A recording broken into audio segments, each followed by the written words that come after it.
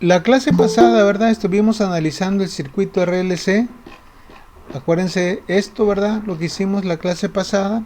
Aplicamos impedancias complejas. Obtuvimos el circuito equivalente en el dominio de la frecuencia sustituyendo cada elemento por su impedancia compleja correspondiente. Ya una vez que hicimos esto, simplificamos impedancias y nos quedó así. Y aplicamos divisor de voltaje, ¿verdad? Porque estaba muy fácil. Y a partir de ahí ya sacamos la función de transferencia, que era lo que nos pedía en este caso. Vamos a ver ahora otro ejemplo donde pues necesitamos ver cómo le hacemos ahí, ¿verdad? Para obtener la función de transferencia. Recuerden el tip que le di, ¿verdad? Que aparece ahí también como una nota, que cuando vamos a aplicar impedancias complejas para obtener la función de transferencia de un sistema mecánico, de un sistema eléctrico, nos vamos a enfocar, nos vamos a dirigir, nos vamos a dedicar a obtener el valor de la salida. Porque ya una vez que nosotros obtenemos el valor de la salida, pues ya tenemos de cierta manera la función de transferencia. Muy bien, bueno, no sé si hay alguna pregunta con lo que llevamos hasta ahorita. ¿Alguna duda? Bueno, vamos a continuar entonces. En la clase pasada les mostré, ¿verdad? El libro de Ogata, ya lo tienen ustedes. Vamos a hacer en este caso el ejemplo B37. Acuérdense que la letra B indica precisamente que son problemas propuestos. Dice, obtenga la función de transferencia que relacione como salida. Acuérdense, lo que está arriba es la salida EODS entre entrada E y DS. Del circuito eléctrico que se muestra en la figura, pues también habrá, son 4 elementos, tenemos 2 resistencias, una bobina y un capacitor. Por aquí tenemos la entrada EI, acá tenemos la salida EO y tenemos 2 corrientes, tenemos 2 mallas, ¿verdad? Entonces vamos a ver cómo le hacemos. Vamos a llevar a cabo la resolución. Acuérdense que el procedimiento para obtener funciones de transferencia aplicando impedancias complejas consiste en lo siguiente. El paso 1, partimos del sistema, ¿verdad? Del circuito en el dominio del tiempo, que es el que nos dan inicialmente, pues ya tenemos eso. Luego vamos a obtener el circuito equivalente en el dominio de la frecuencia. Vamos a sustituir cada elemento por su impedancia compleja correspondiente. Esto es importante que ustedes lo recuerden. Acuérdense que la impedancia compleja de una resistencia es la misma, por tanto R1 y R2 siguen siendo la misma. Pero en el caso de la bobina, ¿se recuerdan cómo era la impedancia de la bobina? Pues era igual aquí en el producto de la inductancia por S, que es lo que aparece acá.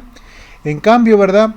La impedancia compleja del capacitor es 1 sobre el producto de C por S. Ahí tenemos ya prácticamente el circuito equivalente. Otra cosa también que es importante que nos dice ahí el procedimiento, que debemos de escribir ya las variables que aparecen en el circuito, la variable de entrada, salida y alguna otra variable que aparezca, como en este caso es la corriente I1 y I2 transformada por Laplace. Entonces la transformada de Laplace de EI pues sería EIDS, la de EO, EODS, la de la corriente I1, I1DS y para la corriente I2, I2DS.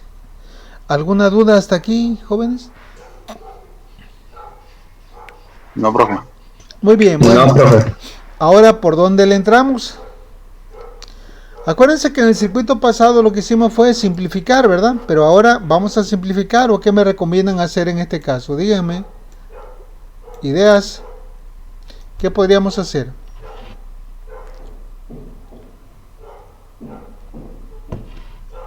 Aplicar mallas. Es correcto, ¿verdad? Acuérdense que ya una vez que nosotros tenemos el circuito en el dominio de la frecuencia, tenemos que aplicar cualquier técnica de análisis de circuitos. En este caso, lo más conveniente, como son 2 mallas y ya tenemos corrientes, pues aplicar análisis de mallas. Entonces dice, aquí no conviene simplificar impedancias, podemos enfocarnos a obtener el valor de la salida. Como ya sabemos, de acuerdo a la topología del circuito, el voltaje de salida EODS es igual al voltaje en el capacitor, y de acuerdo con la ley de Ohm, esto se puede expresar matemáticamente como EO. Fíjense bien, siempre hay que pensar en cómo vamos a obtener la salida. La salida es el voltaje que está en el capacitor.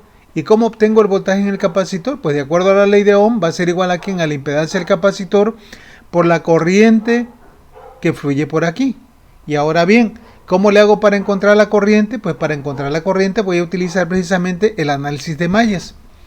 Recuerden que el análisis de mallas se basa en la ley de tensiones de Kirchhoff, y con ellas y con ese método podemos encontrar precisamente corrientes en diferentes mallas, a diferencia del análisis de nodos, ¿verdad? Donde se basa en la ley de corrientes de Kirchhoff, y lo que vamos a encontrar ahí son voltajes. Muy bien, entonces vamos a ver cómo quedaría esto. No sé si haya duda, el voltaje de salida va a ser igual a ¿quién? A la impedancia por la corriente que fluye a través de esta impedancia del capacitor C2. ¿Alguna duda, alguna pregunta? Digo, del capacitor, es el único que hay. Bueno, dice, de acuerdo a la ecuación 2.18 se observa que necesitamos la corriente I2, y para determinarla conviene aplicar análisis de mallas. Vamos a llevar a cabo, ¿verdad?, el análisis de mallas para esto. Obtenemos, dice, la ecuación de la malla 1. Me voy a llevar este circuito para acá para ir haciendo mención, referencia a él, para tenerlo aquí de pechito y no estarnos imaginando las cosas. Aquí lo podemos hacer. Entonces, para la malla 1 es esta, ¿verdad? Aquí ya, acuérdense, cuando se aplica el análisis de mallas, se identifican cada una de las mallas, luego se le asigna corrientes a cada una de las mallas. Aquí la ventaja de que ya nos habían dado, ¿verdad? Ya les habían asignado la corriente a cada una de las mallas. Entonces, pues ya de antemano sabemos que esta es la malla 1 y esta es la malla 2. Entonces, de acuerdo a la ecuación de malla, dice que el voltaje aplicado a la malla va a ser igual a ¿quién? A la caída de tensión que hay alrededor de la malla. Entonces empezamos por aquí. El voltaje aplicado es EI, y esto va a ser igual a la caída que hay en R1 más la caída que hay en la bobina. Siguiendo el sentido de la corriente I1, pues quedaría igual a ¿quién? El voltaje en la resistencia R1 aplicando la ley de Ohm, pues sería igual a ¿quién? A R1 por ¿quién? R1 por I1. I1S.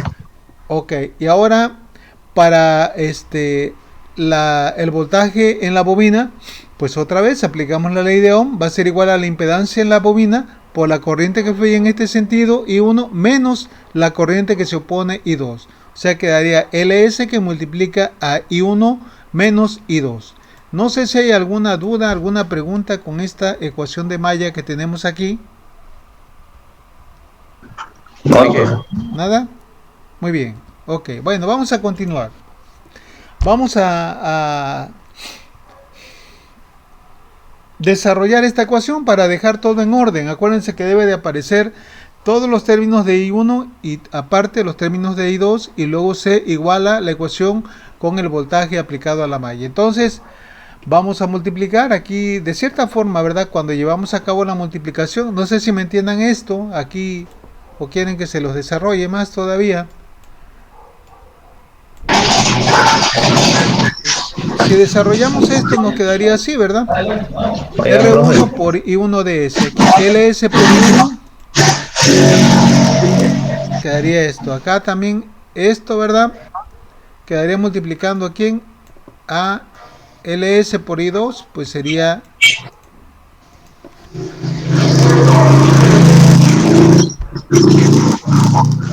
a ver, alguien por favor, ahí tiene su micrófono encendido. López Méndez tiene. Chéquenlo por favor. Bueno, entonces, y esto, ¿verdad? Hacemos el cambio y va a ser igual a ¿quién? A EI ds, ¿ok? Lo que hice únicamente fue reacomodar términos. Ahora lo pasé del lado izquierdo y del lado derecho, y aproveché a multiplicar esto, a expander este resultado. LS por I1, LS I1 ds menos LS por I2 ds igual a EI ds. Ahora aquí tenemos términos semejantes, tanto R1 como LS tienen como factor común a I1 ds. Entonces factorizamos y reacomodamos términos. De tal manera que ya tenemos la primera ecuación de malla. No sé si hay alguna pregunta hasta aquí con lo que llevamos. Oiga, profe. Perdón que le interrumpa, lo que pasa es que hay un compañero que quiere entrar y dice que está entrando desde las 11, pero no lo acepta. Por favor. Desde las 11. No veo quién será. No me aparece aquí.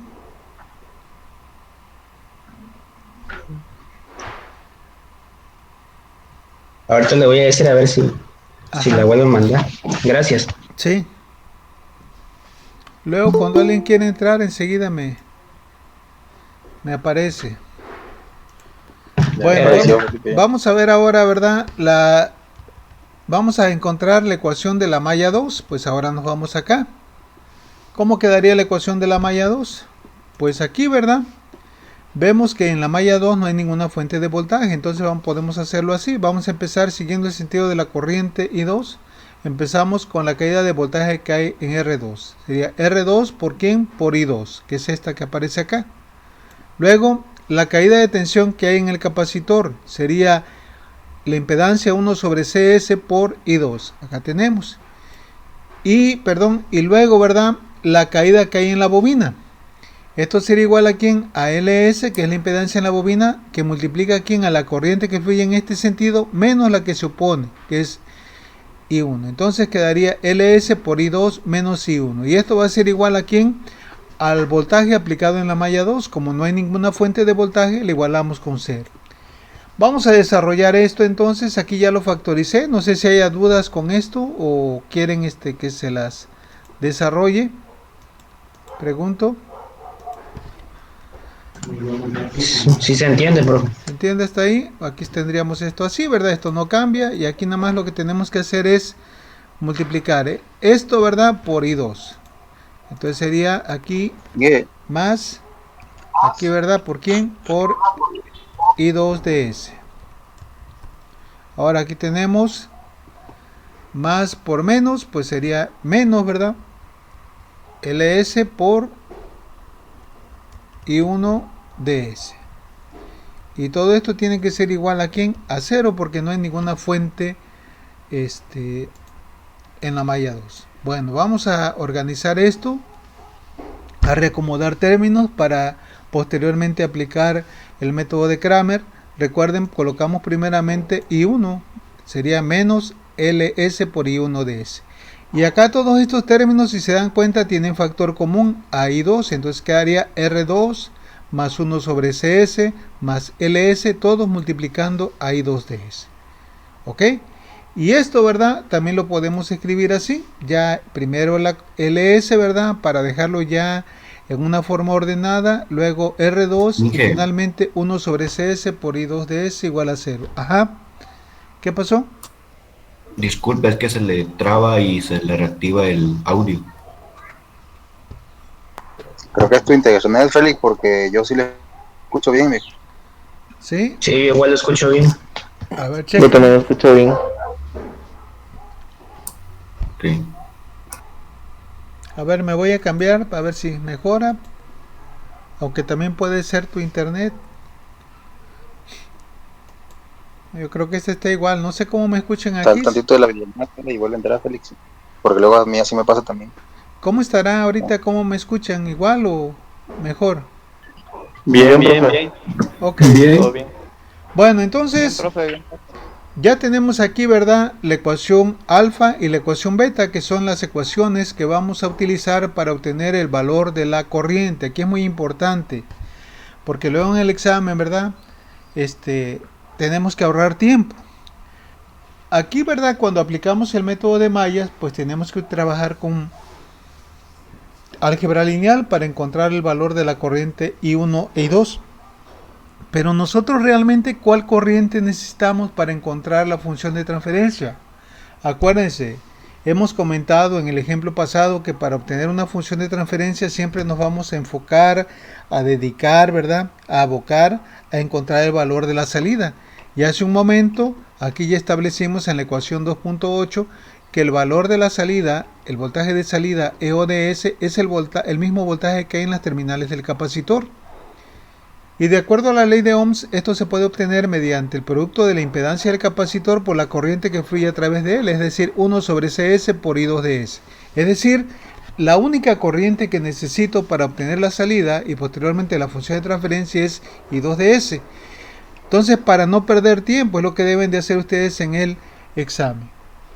Bueno, ok, entonces dice, se tiene un sistema de ecuaciones simultáneas de dos ecuaciones con dos incógnitas. Para resolverlo podemos aplicar el método de Kramer. Eso quiere decir entonces que vamos a escribir de manera matricial, ¿verdad? Este sistema, la ecuación alfa y la ecuación beta. Entonces aquí acuérdense, cuando aplicamos Cramer tenemos que escribir el sistema de manera matricial. Mediante esta configuración, A viene siendo la matriz de coeficientes, X la matriz de variables y B la matriz de términos constantes. Para nuestro caso, ¿verdad? Las dos ecuaciones que vamos a transformar son la ecuación alfa y la ecuación beta, que aquí por conveniencia la reescribo. Entonces, aplicando esta norma que tenemos aquí, nos quedaría de la siguiente manera. Aquí pueden ver, ¿verdad? Para la primera ecuación, I1, pues aquí voy a colocar el coeficiente de I1. Acá de este lado el coeficiente de I2, que sería menos LS en la primera fila, y esto va a estar igualado, acá, ¿verdad? Van a ir las variables I1, I2 e IN, y de este lado van a estar los términos constantes con los que están igualadas las ecuaciones. En este caso, la primera ecuación está igualado con EIDS, el voltaje de entrada. Ok, en la segunda fila pues va la segunda ecuación. El primer coeficiente que acompaña a I1 pues sería menos LS. El segundo coeficiente que acompaña a la variable I2 sería LS más R2 más 1 sobre C2 de S. Y esto va a estar igualado con ¿quién? Con el término constante, que en este caso es 0. No sé si hay alguna duda con esto de cómo hacemos esa traslación de un sistema, ¿verdad?, de ecuaciones a un sistema matricial. Porque para obtener el valor de I2 vamos a aplicar el método de Cramer. ¿Alguna? Mande. ¿Cómo dijo ahorita que era el que acompañaba a I2S? Es que ahí sí me creo. Coeficientes, o sea, números, todo esto es una constante. ¿A eso te refieres? Ah, ok, sí. Aquí en esta columna van a ir todos los coeficientes de I1. Acá en esta columna van a ir todos los coeficientes de I2, ¿verdad? Aquí pueden ver. Bueno, aquí nuevamente volvemos a recordar. Dice, hay que recordar que la salida EODS está en términos de la corriente I2. Por lo tanto, nos enfocamos únicamente en determinar solo este valor. Aplicamos el método de Cramer. Ya si ustedes en su casa quieren determinar el valor de I1, pues lo pueden hacer, pero nosotros únicamente necesitamos el valor de I2 porque queremos encontrar el valor de la salida. Acuérdense que cuando aplicamos el método de Cramer tenemos que utilizar la siguiente nomenclatura, delta 2 sobre delta, donde delta 2 es el determinante que se obtiene al sustituir, ¿verdad?, en la segunda columna los términos independientes. Es decir, agarramos la matriz A, esta, quito estos elementos de la segunda columna y sustituyo estos. Es decir, la primera columna no sufre cambio, por eso es que nos queda LS más R1 menos LS. Pero acá, ¿verdad?, donde está esto, vamos a cambiar este por EI y esto por 0. Así está. Luego delta pues viene siendo el determinante de la matriz A original. Esta que estaba aquí, tal y como está, la agarramos. Entonces, pues ya tenemos todo, ¿verdad? Vamos a aplicar el método de Cramer. Se desarrollan estos dos determinantes de 2 por 2. Acuérdense que se hace de manera cruzada. Cuando vamos hacia abajo no hay problema. Cuando hacemos la multiplicación hacia arriba en forma diagonal, el resultado hay que multiplicarlo todavía por el valor de menos 1. Entonces lo vamos a ir dejando indicado y ya posteriormente hacemos el desarrollo. Entonces primeramente LS es en forma cruzada, ¿verdad? Este por este y luego este por este y lo multiplicamos por menos 1. Entonces LS más R1 por 0 va a dar 0. Y ahora menos LS por E1 me quedaría menos LS EIDS. Pero todo esto hay que multiplicarlo todavía por menos 1, por tanto menos por menos me va a dar más. Aquí ya tenemos el resultado del primer determinante. No sé si hay alguna duda, algún problema con esto. No, profe. Muy bien, vamos a hacer entonces el determinante de la matriz A, el de abajo, ¿verdad? El que está en el denominador. Primeramente lo vamos a dejar indicado. Será el producto de estos dos términos por el producto de ¿quién? De estos tres términos. Esto por esto. Vamos hacia abajo. Ahora vamos hacia arriba multiplicando en diagonal. Sería menos LS por menos LS, sería menos por menos más. Por el menos que hay que multiplicar de acuerdo al método sería menos, ¿verdad? Entonces nos quedaría esto así. Ya simplificando esto nos quedaría de la manera siguiente. Pongan atención. Aquí, ¿verdad? Vamos a ir multiplicando término con término. L por L, LS por LS me quedaría L cuadrada, S cuadrada. ¿Estamos de acuerdo aquí? Ahora, LS por R2 me quedaría R2, LS. Luego, LS por 1 sobre CS, pues arriba quedaría LS y abajo CS, la S con la S se van. No sé si hay algún problema con esto que estoy haciendo. Aquí nada más nos quedaría L sobre C. Vamos ahora R1 por lo que está, por todo lo que está dentro. R1 por LS, pues quedaría R1 LS. R1 por R2, igual, ¿verdad? Y cuando multiplico R1 por 1 sobre CS, pues quedaría R1 arriba y abajo CS. Ahora aquí ya dijimos que nos va a dar el resultado un valor negativo, porque menos por menos da más, por el menos da menos. L por L, L cuadrada, S por S, S cuadrada. Vamos a simplificar términos, no sé si hay alguna duda con este desarrollo que acabamos de hacer. Vamos a simplificar términos, vemos que tenemos los mismos términos pero con signo contrario, de tal manera que L cuadrada por S cuadrada menos L cuadrada por S cuadrada se hace 0 y ya únicamente nos quedan los otros términos que tenemos acá. ¿Estamos de acuerdo? Entonces vamos a simplificar los términos, ya nos queda únicamente R2 LS, acá más L sobre C, más R1 LS, más R1 R2, más 1 sobre, más R1 sobre CS. ¿Ok? ¿Dudas hasta aquí, jóvenes? No, profe. Ahora bien, vamos a sumar estos términos, hay que sacar un mínimo común denominador en la parte de abajo para que ya nos quede una ecuación polinómica en orden descendente. Entonces acá, ¿cómo le haríamos para sumar todo esto, verdad? Hagan de cuenta que esto es como si tuvieran algo así. A ver, lo voy a hacer acá para que no les parezca raro, porque hay muchos que a estas alturas no saben sumar, ¿verdad? No saben sumar. Hagan de cuenta que esto es como si tuvieran sobre 1, ¿verdad? Este R1 también es como si tuviera 1. A ver, perdón. Esto va junto hasta acá, ¿verdad? Esto acá, ¿verdad? Es como si tuviera un 1. Y ahora sí, ¿cómo le hacemos para sacar un mínimo común denominador en la parte de abajo? Pues lo de arriba, ¿verdad? Sigue quedando igual.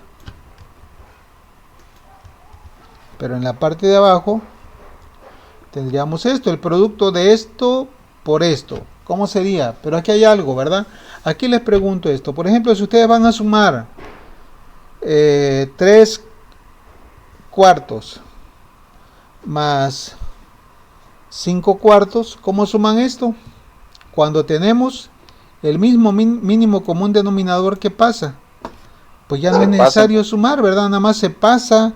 No es necesario multiplicar 4 por 4, es común para los dos porque se divide entre este y entre este. Entonces les digo esto porque aquí tenemos C.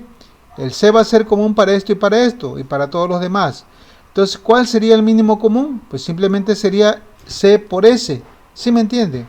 O sea, ya no es necesario multiplicar C por C, que nos quede aquí C cuadrada por S, porque no quiere decir que está mal, pero va a ser un trabajo innecesario que posteriormente tengamos que simplificarlo. Entonces, allá tenemos el mínimo común denominador y vamos a ver qué pasaría. Tenemos que dividir esto entre 1 a esto, ¿ok? Lo voy a ir haciendo acá, miren. Permítame tantito.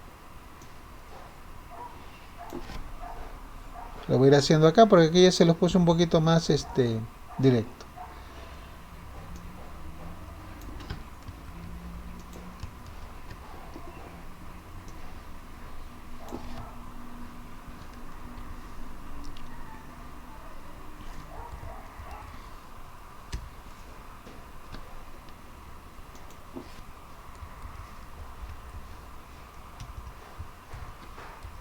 Ok, entonces ya dijimos que este va a ser el mínimo común denominador.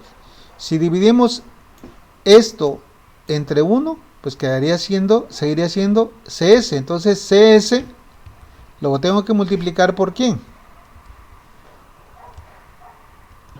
Por R2LS. Exacto, permítame tantito que hice un relajo aquí. Espérenme.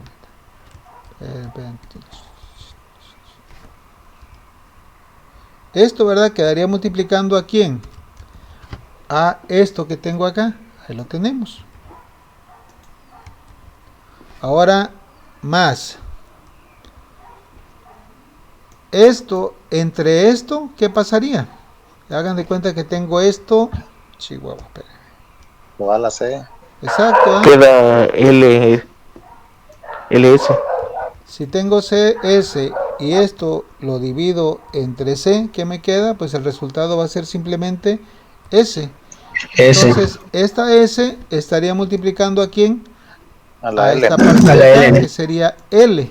Ok, así lo vamos a dejar. Ahorita ya acomodamos esto. Luego, más CS entre 1. CS entre 1, pues sigue siendo CS, ¿verdad? Esto. Entonces, esto, ¿verdad? Va a multiplicar ¿a quién? Va a multiplicar a todo esto que está acá arriba. L, esto acá, ¿ok? ¿Y qué más falta? Otra vez, ¿verdad? CS entre 1, pues otra vez CS. Y CS estaría multiplicando ¿a quién? R1 por R2. R1 por R2. Y finalmente, ¿verdad? Más CS entre CS a R1. Perdón, CS entre CS a 1 por R1, pues quedaría simplemente R1. Ahora vamos a acomodar estos términos.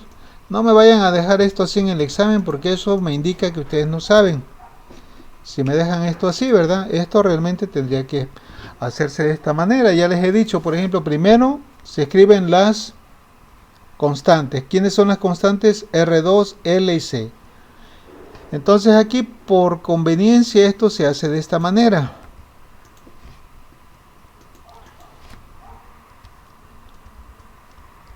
R, L, C, así quedaría, ¿verdad? ¿Y cuánto nos daría acá? O sea, primero siempre van las R, luego la L y luego la C. Ahora tengo S por S, ¿qué me quedaría acá? S al cuadrado. ¿Sí estamos de acuerdo hasta ahí? Ahora vamos acá, ¿cómo nos quedaría? Aquí, ¿cómo tenemos esto?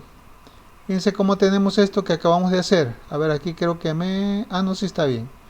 Tenemos L por S. ¿Cómo quedaría este producto escrito de manera conveniente? L... Simplemente no, LS, hermano. L por S.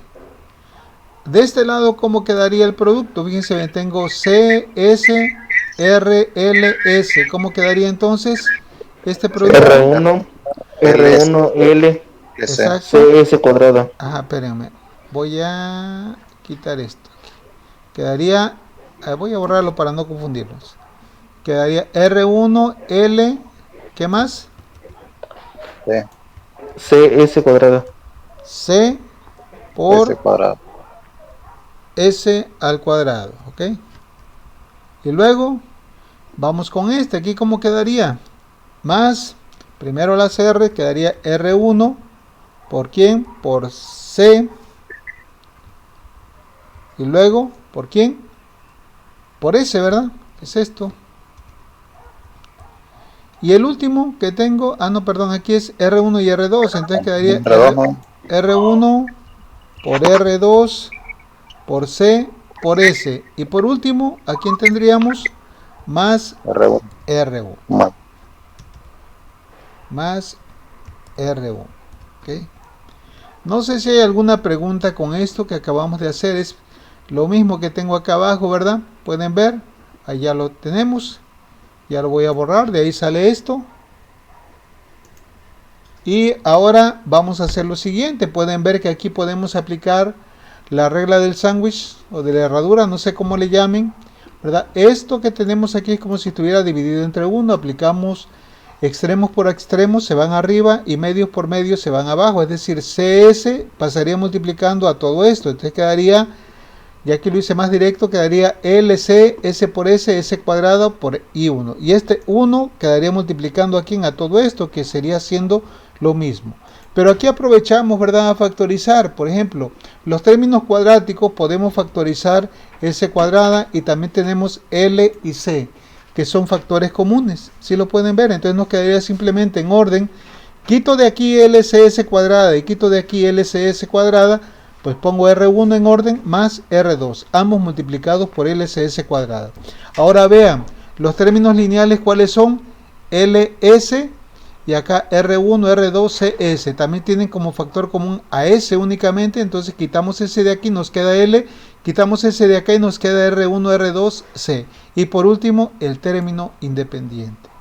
Así es como debe de quedar siempre una ecuación escrita de esta manera, de forma, ¿verdad?, como una ecuación polinómica en orden descendente. La potencia de orden mayor, luego la que sigue y así hasta llegar al término independiente. ¿Alguna duda hasta aquí? No, Inge.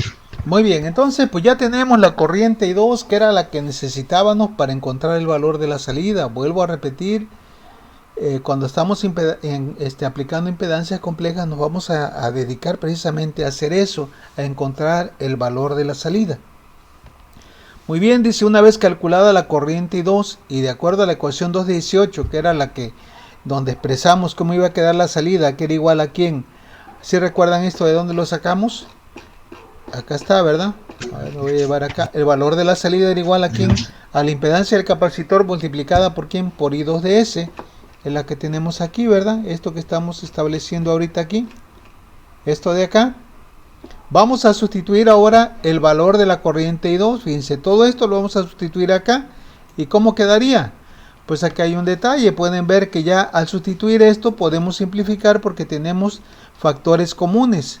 Los factores son términos, ¿verdad?, que están multiplicando a todo, tanto en el numerador como en el denominador. Aquí pueden ver que esta C que multiplica todo esto y acá hay otra C que multiplica todo lo de arriba, se puede simplificar, es decir, C entre C va a ser igual a 1, y también una S de esta S al cuadrado con esta S al cuadrado se simplifican de tal manera que arriba únicamente ¿qué me va a quedar? Me va a quedar el valor de LS por EI de S. ¿Estamos de acuerdo? Así como está ahí. Ya lo demás pues estaba así, de esta manera. ¿Dudas hasta aquí?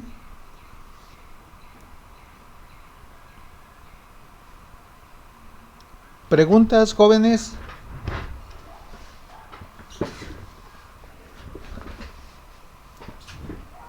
¿Preguntas? ¿Dudas? Profe. Dime. Oiga, disculpe, lo que pasa es que me perdí en el último que dijo. No sé si podría repetir otra vez. A ver, ¿en qué parte te perdiste? Ahí donde está el cursor ahorita. En el de la C. Acá cuando simplifiqué, o sea, les decía, el C está como factor multiplicando a todos. Si están dos términos como factor, tanto arriba en el numerador como abajo, pues se pueden simplificar. Esta C con esta C se es igual a 1. Ahora, una S cuadrada con esta S, pues se simplifican. Y arriba, ¿qué me va a quedar? Únicamente L y una S, que es la que aparece aquí, que multiplican a E y de S.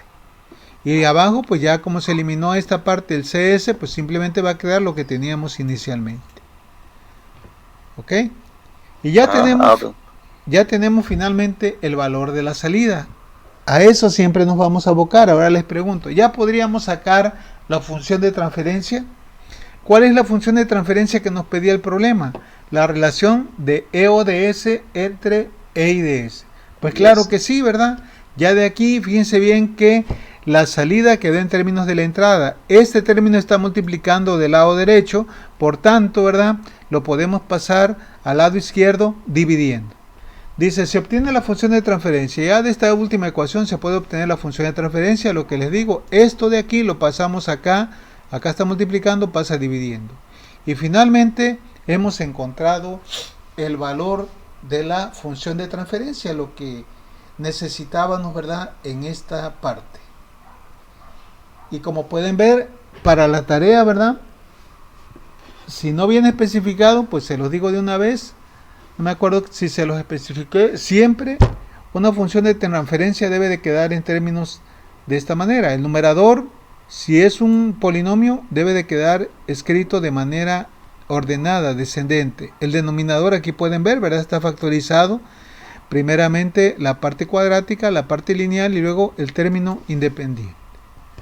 ¿Alguna duda? ¿Alguna pregunta?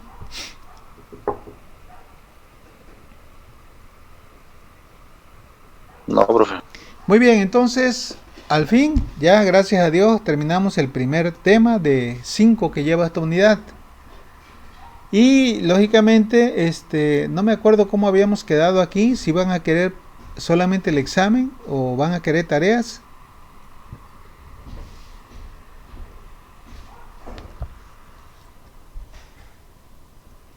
Estaría bien unas tareas de ejercicio, profe, para practicar de las fórmulas y la resolución de ejercicio. Muy bien, entonces las tareas tendrían un valor del 50%. Acuérdense, les dije, como el otro día, es único día, única vez, ya no hay segunda oportunidad en tareas, donde sí hay segunda oportunidad es en el examen, y el examen tendría un valor del 50%.